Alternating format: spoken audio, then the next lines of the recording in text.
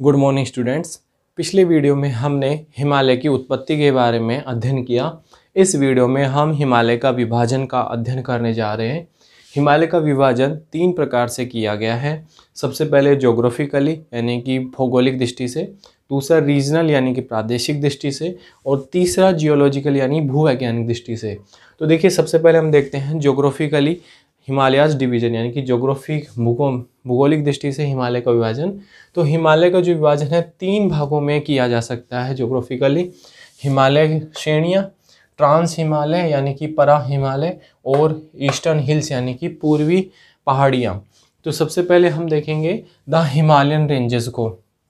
तो Himalayan ranges में हम देखेंगे कि ये आपका हिमालय है, ये किसी भी एक श्रेणी से मिलकर नहीं बना हुआ है, ये 3 श्रेणियों से बना हुआ है। तो हिमालयन रेंजेस में 3 श्रेणियाँ आती हैं। हिमालय की श्रेणियों में हिमालय में 3 श्रेणियाँ आती हैं, ग्रेट हिमालय, लघु हिमालय और शिवालिक हिमालय। तो देखिए, ये आपका ग्रेट हिमालय हो गया, ये आपका लघु हिमालय हो गया, और ये शिवालिक हिमालय हो गया। ये तीनों मिलकर हिमालयन रेंजेस का निर्माण करते हैं। इसके उत्तर में आपका जो तिब्बत का पठार है, आपका लद्दाख रेंज है, जास्कर रेंज है, काराकोरम रेंज है, ये आपका ट्रांस हिमालय में शामिल होता है। और ईस्टर्न हिल्स हम पूर्वोत्तर में जो 7 सिस्टर्स है आपके अरुणाचल प्रदेश, मणिपुर, मिजोरम, असम, मेघालय में जो पहाड़ियां हैं उनको ईस्टर्न हिल्स के अंदर अध्ययन करते हैं। तो फिलहाल हम हिमालयन रेंजेस में ग्रेट हिमालय, लघु हिमालय और शिवालिक हिमालय का हम अध्ययन करने जा रहे हैं। तो सबसे पहले देखिए, हिमालय रेंज की कुछ विशेषताएं हैं वो आप देखते हैं। ये सीरीज ऑफ पैरेलल रेंजेस है, यानी कि एक रेंज नहीं है, एक श्रेणी नहीं है, ये समांतर श्रेणियों की एक श्रृंखला है। इसमें 3 श्रेणियां हैं, ग्रेट हिमालय, लघु हिमालय और शिवालिक हिमालय। और ये सभी श्रेणियां एक दूसरे से विभिन्न प्रकार की घाटियों से अलग है। अगर इसको ग्रेट हिमालय मान लें, ये लघु हिमालय है, ये शिवालिक हिमालय है, ये विभिन्न प्रकार की घाटियों से बना हुआ पर्वत श्रेणी है।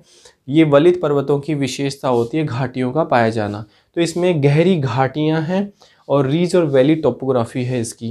अब देखिए, ये घाटियां हैं, जो ये घाटियां हैं, घाटियां क्या होता है, 2 पर्वत श्रेणियों के मध्य का निचला भाग जो आवागमन के लिए, रहवास के लिए उपयोग में आता है। तो कौन कौन सी घाटियां हैं, देखिए, जम्मू कश्मीर में कश्मीर वैली और करेवा। ध्यान रखिएगा, क्वेश्चन पूछा जाता है कि करेवा कहाँ है, जम्मू कश्मीर में। ध्यान रखिए, करेवा केसर की खेती के लिए प्रसिद्ध है। हिमाचल प्रदेश में कांगड़ा और कुल्लू वैली, उत्तराखंड में दून, भागीरथी और मंदाकिनी वैली। देखिए, दून वैली कहाँ पे है, आपके उत्तराखंड में है, और नेपाल में काठमांडू वैली। तो ये जो पर्वत श्रेणियों के मध्य में जो घाटियां हैं वो कौन कौन सी हैं आपकी, जम्मू कश्मीर में कश्मीर करेवा, हिमाचल प्रदेश में कांगड़ा और कुल्लू, आपके उत्तराखंड में दून, भागीरथी और मंदाकिनी। ध्यान रखिए, भागीरथी और मंदाकिनी 2 नदियों के भी नाम है, गंगा की सहायक नदियाँ हैं, या गंगा पहले इन्हीं नदियों के नाम से जानी जाती है। तो जम्मू कश्मीर में आपकी कश्मीर और करेवा, हिमाचल प्रदेश में कांगड़ा और कुल्लू, उत्तराखंड में दून, भागीरथी और मंदाकिनी, और नेपाल में काठमांडू की घाटी है। अब देखिए, जो कुछ एक विशेषता है वो यहाँ पर आप देखिएगा इसको बहुत ध्यान से, कि पूर्वी जो भाग है हिमालय का जो पूर्वी भाग है, ये वाला जो भाग है, यहाँ पर हिमालय में अचानक से ऊंचाई में वृद्धि होती है। और इस ऊंचाई में वृद्धि का परिणाम क्या है, देखिए, एक समझने की कोशिश करते हैं इसको, कि ये हिमालय का आपको पता है पूर्वी भाग है, ईस्टर्न सेक्टर है, और ये वेस्टर्न सेक्टर है। आपको पता है यहाँ पर वेस्ट बंगाल है आपका, और यहाँ पर आपका पंजाब है, हरियाणा है, ठीक है। तो जो पूर्वी भाग है, यहाँ पर हिमालय की ऊंचाई अचानक से वृद्धि होती है। मैदान से 15-20 किलोमीटर की दूरी पर ही अचानक से हिमालय काफ़ी ऊंचाई पर चला जाता है, ऊंचाई में। इसी वजह से जो वेस्ट बंगाल का जो मैदानी क्षेत्र है, पश्चिम बंगाल का जो मैदानी क्षेत्र है, वहाँ से आपका कंचनजंगा, ठीक है, कंचनजंगा और आपका माउंट एवरेस्ट, ये दोनों आपके दिखाई देते हैं। जबकि आपके वेस्टर्न भाग में ये ऊंचाई में जो वृद्धि है लगभग 150 से 200 किलोमीटर दूरी पर जाकर होती है। यानी कि जो ढाल है वो 150 से 200 किलोमीटर दूर जाकर ऊंचा उठा है, जबकि आपके वेस्ट बंगाल में 15-20 किलोमीटर की दूरी पर ही अचानक से ऊंचा उठ गया। इस वजह से आपका जो पश्चिमी पूर्वी भाग है वहाँ पर आप मैदान से भी आप कंचनजंगा और माउंट एवरेस्ट को देख सकते हैं। ये ध्यान रखने की बात है, कई बार आईएएस में इस प्रकार से क्वेश्चन पूछा गया है। आगे देखिए, जो कौन कौन से देश हैं जहाँ पर अपने हिमालय का विस्तार है। तो सबसे पहले हमारा देश भारत, उसके बाद नेपाल और भूटान, इसके अलावा आपको पता है चीन है, पाकिस्तान है, अफ़गानिस्तान है, आपका म्यांमार है। यहाँ पर थोड़ा बहुत हमारे हिमालयन रेंज का विस्तार है। अब देखिए, हिमालय रेंज जैसा कि आपको बताया 3 रेंजेस से बना हुआ है। तो सिंधु गंगा का जो मैदान है, ये सिंधु गंगा का मैदान मान लिया जाए, इंडो गंगेटिक प्लेन मान लिया जाए, और तिब्बत का पठार जो कि ट्रांस हिमालय का भाग है, तो सिंधु गंगा के मैदान और ट्रांस हिमालय के यानी कि तिब्बत के पठार के मध्य जो 3 पर्वत श्रेणियां हैं, उनमें सबसे पहली जो पर्वत श्रेणी है शिवालिक रेंज, हम उसका अध्ययन करने जा रहे हैं।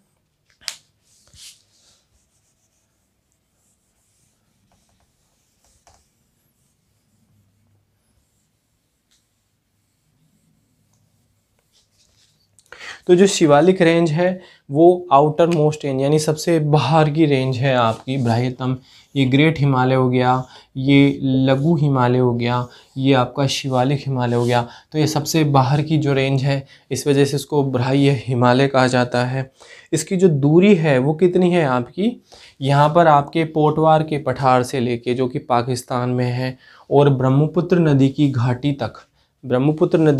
तक ये लगभग 2400 किलोमीटर की डिस्टेंस रखता है।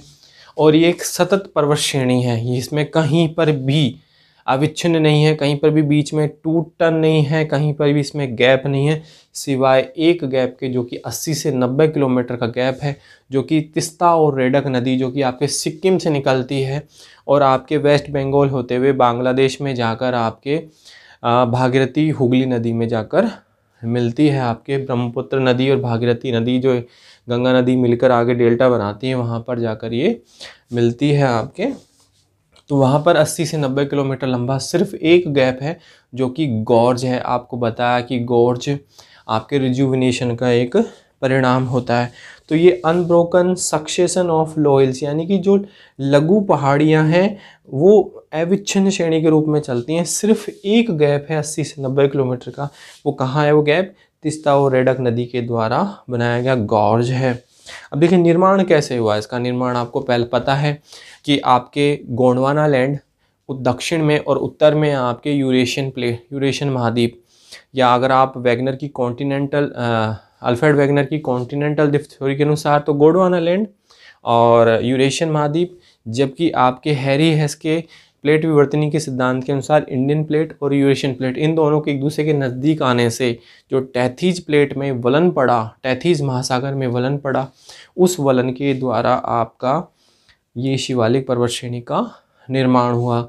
चूँकि ये निर्माण सबसे लास्ट में, पहले ग्रेट हिमालय बना, फिर लघु हिमालय बना और फिर आपके शिवालिक हिमालय मिला। तो इसका जो निर्माण कब हुआ, मिडिल मायोसीन से लेके लोअर प्लिस्टोसीन एज में। आपको मैंने बताया था एक शब्द है PMOE यानी कि इयोसीन, ओलिगोसीन, मायोसीन और प्लायोसीन। इयोसीन में आपके ग्रेट हिमालय बना, ओलिगोसीन में ऐसी कोई पर्वत निर्माण क्रिया नहीं हुई, मायोसीन में आपके लघु हिमालय बना और प्लिस्टोसीन में आपके ये शिवालिक हिमालय बना। प्लायोसीन में आपके ये शिवालिक हिमालय बना। तो ये मिडिल मायोसीन से लेके प्लायोसीन और लोअर प्लिस्टोसीन तक बना है, यानी कि आपके प्लिस्टोसीन, प्लायोसीन और मायोसीन, इन 3 स्टेज में इसका निर्माण हुआ है। अगर मुख्यतः पूछा जाए किस एज में इसका निर्माण हो तो आपको बताना है प्लायोसीन में इसका निर्माण हुआ है। अब देखिए इसमें कुछ जो एग्जाम में एक क्वेश्चन पूछा जाता है कि द्वार कहाँ पाए जाते हैं, दून कहाँ पाए जाते हैं, चौस क्या है। तो देखिए अब इनको हम समझने की कोशिश करते हैं कि द्वार क्या है, दून क्या है और चौस क्या है।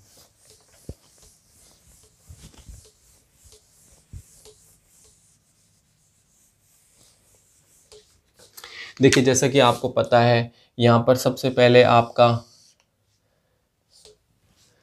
ग्रेट हिमालय का निर्माण हुआ, उसके बाद में आपके शिवालिक ये लघु हिमालय का निर्माण हुआ। अब यहाँ से जो नदी आ रही है वो प्रवाहित हो रही थी। इसके बाद में शिवालिक हिमालय का निर्माण हुआ। अब शिवालिक हिमालय का निर्माण हुआ तो नदी के मार्ग में अवरोध आ गया। ये नदी बह रही है और शिवालिक हिमालय पर उठा, यहाँ एक अवरोध आ गया। अवरोध आने से क्या है, यहाँ पर एक झील का निर्माण हो गया। इस झील में क्या है, नदियों के द्वारा कंकड़ पत्थर, पेबल्स, कोबल्स लाए गए, बजरी लाई गई, रेत लाई गई। अब देखिए क्या होता है कि जब ये शिवालिक रेंज ऊपर उठी, उसके बाद में कुछ समय बाद नदियों द्वारा इसका भी अपरदन कर दिया गया। और जो नदी यहाँ से आ रही थी, सपोज कीजिए उसने ये झील बनाई, बाद में उसने कट कर दिया इसको, तो ये झील क्या होगी, सूख जाएगी। और सूख जाने से क्या होगा, यहाँ एक मैदान बन जाएगा। इस मैदान को पूरब में कहते हैं द्वार या दुआर, और पश्चिम में कहते हैं दून। ठीक है, तो जैसे उत्तराखंड में आपका देहरादून, हरिद्वार आपका इसी प्रकार से बना हुआ है। तो ये ध्यान रखना, पूरब में दून, पूरब में द्वार और पश्चिम में दून। हम अपने मकान को बनाते हैं तब कहाँ हमारा घर का द्वार कहाँ रखा जाता है, या तो उत्तर में या फिर पूर्व की ओर। तो पूर्व में द्वार और उल्टा याद कर लीजिएगा, पश्चिम में दून। अब देखिए चौस क्या है। चौस जो शिवालिक है आपकी, इस शिवालिक रेंज से जो आने वाली मौसमी जो धाराएं हैं, धाराएं मतलब छोटी छोटी नदियां, जो बरसाती नदियां हैं, जो धाराएं हैं, बरसाती नदियां हैं, उनको चौस कहा जाता है। ठीक है, ये छोटी छोटी जो नदियां बह रही हैं, स्थानीय जो उनका नाम है, उनका नाम है चौस। तो इस प्रकार से हमने शिवालिक हिमालय को देखा। देखिए शिवालिक हिमालय को अभी बताया गया, ये छोटी पर्वत, छोटी छोटी पहाड़ियों का निर्माण है इसका। तो जो शिवालिक है इसके विभिन्न नाम क्या क्या हैं। जम्मू कश्मीर में इसको बोलते हैं जम्मू हिल्स। आपके अरुणाचल प्रदेश में डफला, मिरी, अबोर और मिश्मी, इसी क्रम में याद रखिएगा क्योंकि ये पर्वत श्रेणियाँ इसी प्रकार से हैं, डफला, मिरी, अबोर और मिश्मी। अगर आप अरुणाचल प्रदेश का नक्शा देखेंगे तो आपको डफला, मिरी, अबोर, मिश्मी इसी प्रकार से मिलेगा। उत्तराखंड में धांग और दूंडवा रेंज बोलते हैं इसको, और नेपाल में चूरिया घाट हिल्स बोलते हैं इसको। तो आपके एग्जाम में क्वेश्चन आता है चूरिया घाट हिल्स कहाँ है, नेपाल में। चूरिया घाट हिल्स किसका नाम है, शिवालिक हिमालय का नाम है। जम्मू हिल्स किसका नाम है, शिवालिक का नाम है। तो कंपटीशन सक्सेस के इस वीडियो में आपने हिमालय के भौगोलिक विभाजन के बारे में अध्ययन किया। नेक्स्ट वीडियो में आप देखेंगे हिमालय के भौगोलिक विभाजन के अंतर्गत ग्रेट हिमालय और लघु हिमालय को। देखते रहिए कंपटीशन सक्सेस।